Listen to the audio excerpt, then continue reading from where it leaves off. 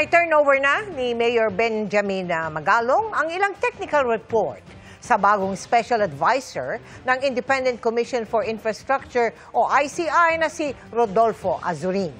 Tinalakay din ng dalawa at ni Public Works Secretary Vince Dizon kung paano mapatitibay ang mga kaso kaugnay na mga proyektong kontrabaha.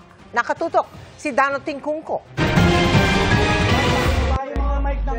Nagpulong sina DPWH Secretary Vince Dizon, Baguio City Mayor Benjamin Magalong at ang pumalit sa kanya bilang Special Advisor ng Independent Commission for Infrastructure o ICI na si dating PNP Chief Rodolfo Azurin.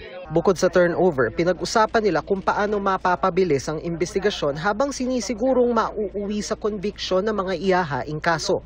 Ang mga kababayan natin naiinit na, lahat tayo galit na, gusto na talaga nating mapanagot yung mga dapat managot. In the next few days, ipipresenta namin yung strategy, no, tsaka yung sistema, ano ang mga ipaprioritize sa dami, kasi libo to hindi to daan Sa ngayon, may 2 kaso ng inirekomendang isampa sa ombudsman at meron pang nakapilang kaso na hindi bababa sa 25. Kasamang ito-turn over ni Magalong kay Azurin ang mga technical report. Yan ang magpapatunay talaga mga substandard o kaya ghost sa mga project. Unfortunately, nung nag-resign ako, magpasalamat din ako kay Mayor Benji. Marami siyang maitutulong pa. Officially, kahit wala na sa ICI.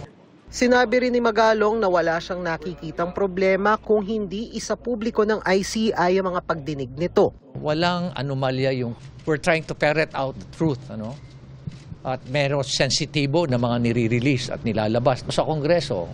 'Di ba? Kwan 'yon, 'di ba? Open yung hearing. Pero finally nung may mga tinatanong na sa akin ng mga sensitibong bagay, I requested for an executive privilege, 'di ba? Executive session. Ikinatuwa naman ni Dizon ang naging pahayag ng Anti-Money Laundering Council o AMLAC na sinisilip na rin nila pati offshore accounts ng mga sangkot sa flood control scandal. 1,600 ba na accounts na ang na-freeze?